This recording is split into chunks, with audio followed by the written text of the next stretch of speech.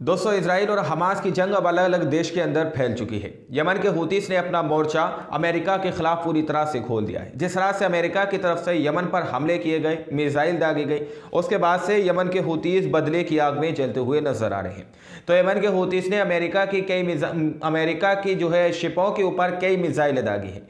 Cruise मिसाइलों से America की शिप पर हमले किए गए हैं। वहीं पर दोस्तों, साउथ अफ्रीका ने जिस तरह से इजराइल के खिलाफ जो कदम उठाया था अंतर्राष्ट्रीय न्यायालय के अंदर, यानी कि इंटरनेशनल कोर्ट ऑफ जस्टिस के अंदर इजराइल को घसीटने का काम किया था, तो अब वही काम जो है ब्रिटिश और अमेरिका के लिए भी किया जा रहा है। साउथ अफ्रीका की तरफ से बड़ी खबर, अमेरिका और ब्रिटिश के लिए जो है बुरी खबर निकल के आ रही है। दोस्तों, अंतर्राष्ट्रीय न्यायालय के अंदर जो है अमेरिका और ब्रिटिश को भी साउथ अफ्रीका घसीटने की बात कर रहा है।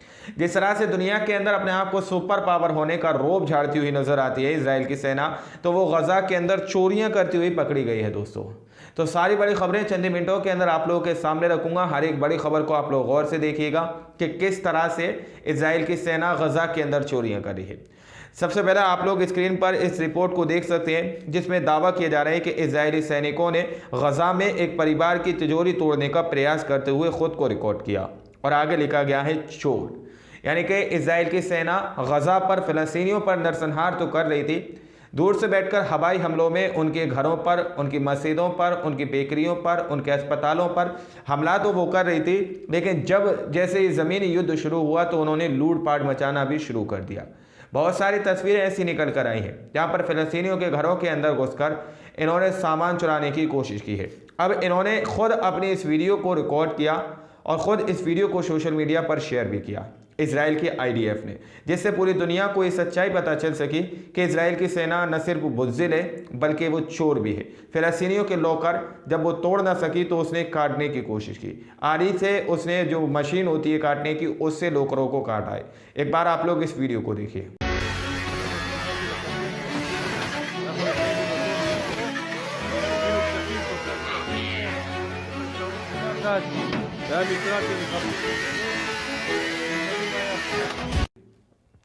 उम्मीद करता हूं कि आप लोगों ने इस वीडियो को देखकर शायद आप लोग के दिल को सुकून मिला होगा, तसल्ली मिली होगी, क्योंकि आप लोग कमेंट करते हैं कि जुबैर भाई आप ना वीडियो दिखा दिया करिए, रेफरेंस के लिए, सबूत के तौर पर आप उन वीडियोस को दिखा दिया करिए जो वीडियोस आपके पास हुआ करे, जो गजा की तस्वीरें आपके सामने निकल कर आया करे, उन वीडियोज़ को दिखा दिया करिए। क्योंकि बहुत सारे लोग एविडेंस के जो है नाम पर, सबूत के तौर पर उन वीडियोज़ को देख कर ही यकीन करते हैं। देखो भाई, हम बहुत सारी वीडियोज़ आप लोगों को दिखा देते हैं जो गजा के अंदर से वो फिलिस्तीनियों की निकल कर आती है या फिर अमेरिका की। सारी वीडियोस हमारी टीम जो है आप लोगों को दिखाने की कोशिश करती है, लेकिन बहुत सारी ऐसी वीडियो सेंसिटिव कंटेंट होते हैं जो यूट्यूब हमें परमिशन नहीं देता जो वीडियोस हम आप लोगों को दिखाएं।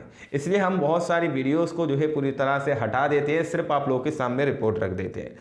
तो ये हमारी मजबूरी होती है, आप लोग ज़्यादा फोर्स ना किया करिए। बहुत सारी वीडियोस यूट्यूब ने ऑलरेडी हटा रखे हैं, जिसमें हमने आप लोगों को बहुत सारी वीडियोस दिखाई हुई है। चलिए दोस्तों, जर्मनी की तरफ रुख करते हैं। जर्मनी की तरफ से एक भयंकर और एक जो है भारी प्रोटेस्ट इजराइल के खिलाफ देखने को मिला है। जर्मनी की जनता जो है सड़कों पर उतर चुकी है। जर्मनी की जनता एक ही मांग करती हुई नजर आ रही है, वो है उनकी मांग फिर फिलिस्तीन को पूरी तरह से आज़ाद कर दिया जाए।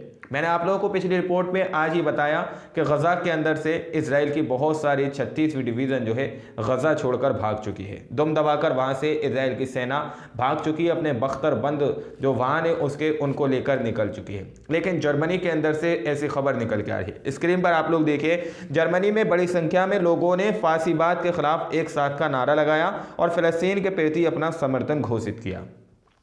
फ़िलिस्तीनियों के लिए एक समर्थन इन लोगों ने दिया है कि हम फ़िलिस्तीन के साथ हैं और फ़िलिस्तीन की आज़ादी की मांग करते हैं कि फ़िलिस्तीन एक स्वतंत्र देश हो, एक आज़ाद देश हो, ताकि वहाँ के फ़िलिस्तीनी जो हैं आज़ादी से सांस ले सकें, आज़ादी से रह सकें, अपना राज वहाँ पर कायम कर सकें, किसी के दबाव में नहीं रह सकें। आप लोग एक बार वीडियो देखिए कि किस तरह से हज़ारों बल्कि लाखों की तादाद में हम ये कह सकते हैं कि जर्मनी के लोग सड़कों पर उतर चुके हैं। वीडियो देखिए। Zusammen gegen den Faschismus, alle zusammen gegen den Faschismus, alle zusammen gegen den Faschismus, alle zusammen gegen den Faschismus, alle zusammen gegen den Faschismus, alle zusammen gegen den Faschismus, alle zusammen gegen den Faschismus, alle video देखकर मैं उम्मीद करता हूं कि आप लोगों को तसल्ली हो चुकी होगी। वहीं पर दोस्तों जो है दक्षिण अफ्रीका यानी कि साउथ अफ्रीका की तरफ से अमेरिका और इजराइल और ब्रिटिश के लिए बुरी खबर है। वहाँ के तकरीबन जो है 50 दक्षिण अफ्रीकी वकील जो है इस बात पर जो है मशवरा कर रहे हैं कि अमेरिका और ब्रिटिश के ख़िलाफ़ जो है अंतर्राष्ट्रीय न्यायालय के अंदर भी मुकदमा दायर किया जाना चाहिए, क्योंकि इन दोनों के सपोर्ट से ही इजराइल ने जो है गज़ा के अंदर और फ़िलिस्तीनियों का नरसंहार किया है। इन दोनों के सामान और हथियारों से ही, इन दोनों की मदद से ही, इन दोनों के समर्थन से ही, यानी ब्रिटिश और अमेरिका के समर्थन से ही गज़ा के अंदर इजराइल नरसंहार कर पाया है। तो अब जो है आप लोग स्क्रीन पर देखिए, दावा किया जा रहा है कि ब्रेकिंग, लगभग 50 दक्षिण अफ्रीकी वकील इस आधार पर अमेरिका और ब्रिटेन की सरकारों के खिलाफ एक अलग मुकदमा तैयार कर रहे हैं कि वे फिलिस्तीन में इजरायली बलों के युद्ध अपराधों में शामिल हैं। इस तरह की बात की जा रही है कि जो फ़िलिस्तीनी और गज़ा का नरसंहार हुआ है, जो युद्ध चला है और इजराइल ने जो हमले किए हैं, उसमें अमेरिका और ब्रिटिश पूरी तरह से इसके अंदर शामिल है और इन लोगों के समर्थन से ही हमला हुआ है, नरसंहार हुआ है। आप लोग एक और रिपोर्ट देखिए, इसमें दावा किया जा रहा है कि साउथ अफ्रीका फ़िलिस्तीनी नरसंहार में इजराइल के साथ मिली भगत के लिए अमेरिका और ब्रिटेन को अदालत में ले जाना चाहता है। दक्षिण अफ्रीकी वकीलों का कहना है कि अब संयुक्त राज्य अमेरिका को उसके द्वारा किए गए अपराधों के लिए जवाबदेह ठहराया जाना चाहिए, यानी कि जो उसने हमले करवाए हैं अमेरिका ने। और अमेरिका आज भी इजराइल का समर्थन कर रहा है। इजराइल के समर्थन में अमेरिका ने एक गठबंधन बनाया, कई देशों को उस गठबंधन के अंदर ज्वाइन किया, बहुत सारे देशों ने अमेरिका के संग हाथ मिलाया, जिसमें से ब्रिटिश साफ तौर पर निकल कर आया। अमेरिका ने ब्रिटिश के संग मिलकर यमन पर हमला भी कर दिया जो है इजराइल के समर्थन में। उसने जो है वहाँ पर इजराइल को समझाने का प्रयास नहीं किया कि इजराइल को समझा सके, इजराइल को जो है रोक सके कि भाई तुम फ़िलिस्तीन पर हमले ना करो, लेकिन उसने किसी भी तरह का ऐसा कड़ा कदम नहीं उठाया, बल्कि उसने भी इस जंग को बढ़ाने का काम किया है दोस्तों। लेकिन वहीं पर जिस तरह से उसने अमेरिका ने यमन के हूतीस पर हमला किया, तो यमन के हूतीस ने भी जवाब में अमेरिका से साफ तौर पर कह दिया कि लाल सागर के अंदर से एक भी जहाज़ अब अमेरिका और ब्रिटिश का नहीं निकल सकता। जिस तरह से इजराइल के जहाज़ों को हम निशाना बना रहे थे, अब अमेरिका और ब्रिटिश के जहाज़ों को भी हम अपना निशाना बनाएंगे। तो अब यमन के हूतीस ने क्या बात कही है आप लोग देखिए।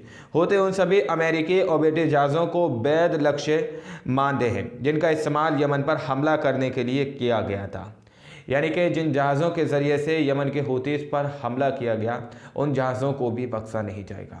यमन पर हमला किया गया तो हूतीस के आधिकारिक व्यक्ति जो उन्होंने साफ तौर पर कहा, यानी कि जो यमन के हूतीस ने हमला किया, जो अमेरिका के जहाज़ों को अपना निशाना बनाया लाल सागर के अंदर, जिनमें 3 क्रूज़ मिसाइलें दागी गई हैं, तो यमन के हूतीस के आधिकारिक वक्तव्य ने कहा है कि हम अमेरिका के विरुद्ध हमारा आश्चर्यजनक आक्रमण सफल रहा, यानी कि जो हमने हमला किया अमेरिका के शिप पर, अमेरिका के जहाज़ों पर जो हमने हमला किया है, वो हम उसमें पूरी तरह से सफल रहे, जिसमें 3 क्रूज़ मिसाइलें अमेरिका के जहाज़ पर दागी गई हैं।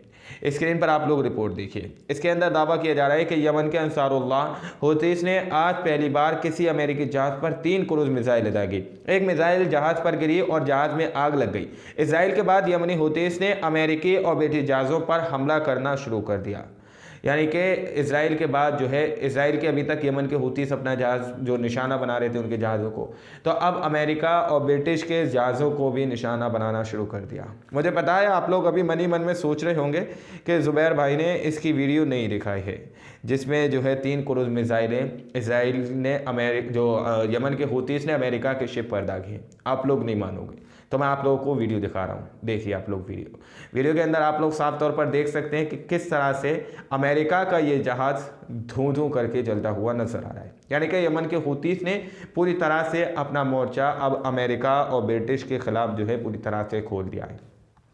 अब देखना यह है कि जिस तरह से अमेरिका का जो बाइडन ये बयान दे रहा था कि इजराइल का कोई ऐसा सबूत नहीं मिल रहा जो ये साबित कर सके कि इजराइल ने गज़ा के अंदर नरसंहार किया है।